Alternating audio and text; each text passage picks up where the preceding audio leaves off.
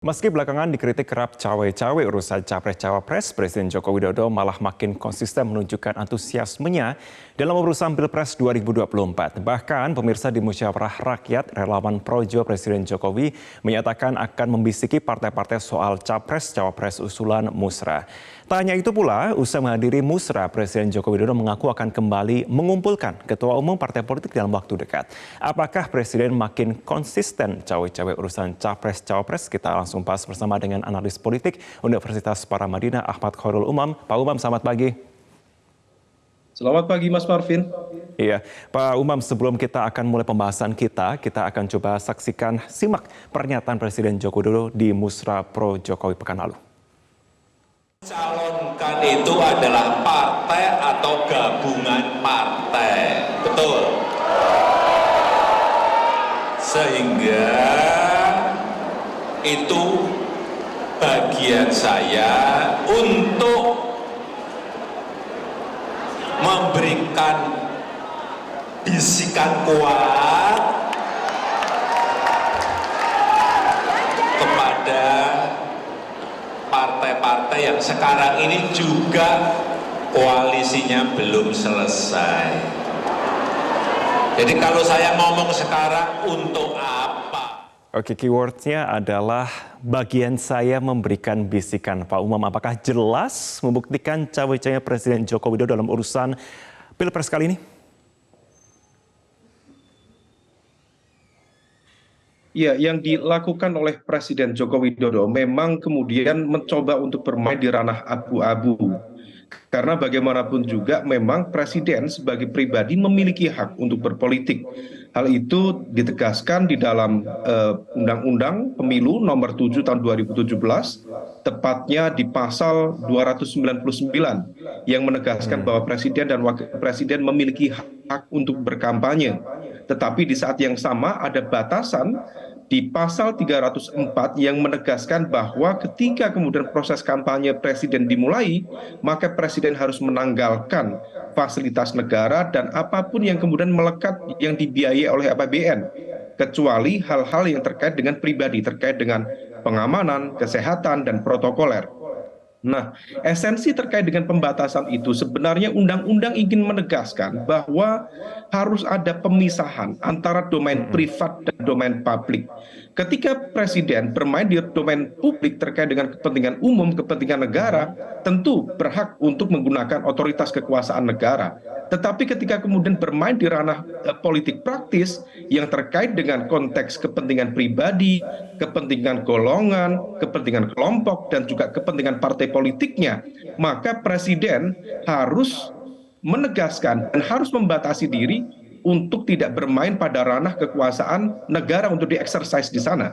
Nah, ini yang kemudian menjadi ranah abu-abu karena tentu bisa di lingkaran presiden mengatakan bahwa atau mengklaim bahwa yang dilakukan ini adalah bagian dari domain publik yang berkalian dengan domain privat, sehingga kemudian ketika hadir di agenda projo tampak juga masih mengenakan PIN kepresidenan, dan itu kemudian terjadi pencampur adukan di sana. Nah, oleh karena itu di level ini Mas Marvin, bahwa konteks yang dilakukan oleh Presiden Jokowi membuka ruang tafsir yang sangat lebar, dan ini kemudian memberikan potensi terjadinya politisasi lembaga negara. Ke depan seharusnya Presiden memiliki ketegasan sikap di dalam memisahkan antara dirinya sebagai pribadi dengan dirinya sebagai kepala negara. Karena bagaimanapun juga presiden adalah simbol kekuasaan negara. Dan sebagai simbol kekuasaan negara, maka presiden harus menjamin netralitas hadirnya kekuasaan negara untuk menghadirkan pemilu yang adil, terbuka, dan juga demokratis. Kalau misal tidak ada kekuasaan negara yang netral, maka pemilu cenderung akan terpolitisasi dan memihak. Dan keberpihakan itu akan menjadi sumber dari hadirnya ketidakpercayaan publik atau public distrust yang justru akan mendelegitimasi pemerintahan terpilih nantinya. Pak Umam, tapi sebenarnya Presiden tidak peduli sepertinya dengan kritik sejumlah pihak mengenai cawe-cawe dirinya. Ia malah berencana kembali mengumpulkan lagi ketum parpol dan juga mau membisiki juga nama capres-cawapres. Menurut Anda apa yang membuat Presiden ini akhirnya seperti seakan menutup mata soal kritik terhadap dirinya? Ya, sepertinya ada ruang yang mungkin bisa kita kategorikan sebagai konflik of interest atau konflik kepentingan. Di satu sisi, presiden ingin menunjukkan bahwa dirinya masih memiliki power di pemerintahan, tetapi juga memiliki power dalam konteks politik. Tetapi ada satu hal gap yang cukup signifikan kalau kita cermati.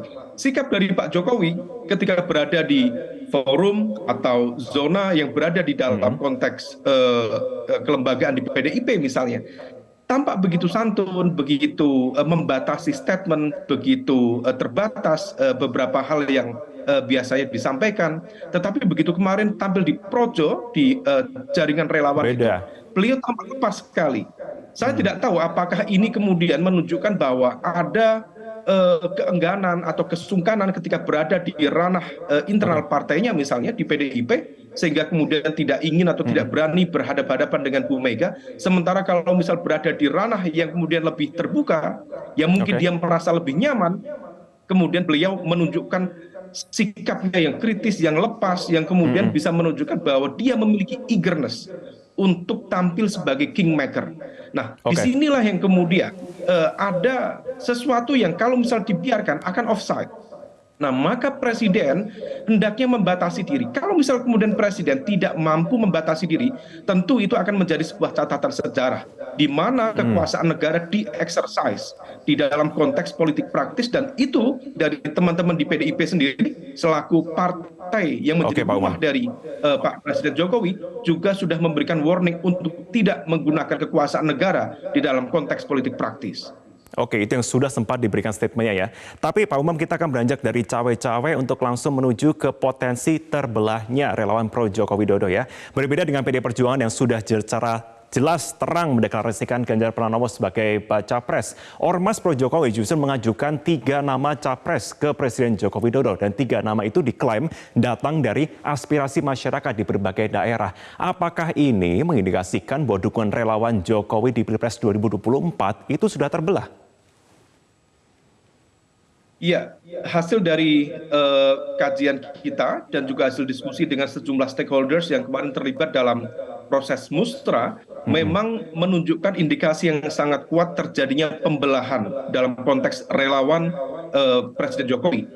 Ketika di pemilu atau Pilpres 2019 tercatat di PKPU yang terdaftar di KPU ada sekitar 300-an relawan yang memberikan dukungan kepada Jokowi.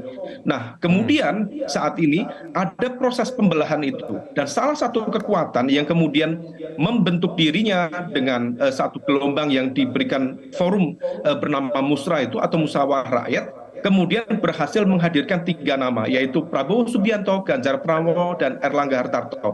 Tetapi yang unik, hasil dari tabulasi, dari proses musrah di 30 titik kemarin, justru menunjukkan angka yang unik, di mana Prabowo justru menduduki nomor 1 dengan angka tabulasi sekitar 20%.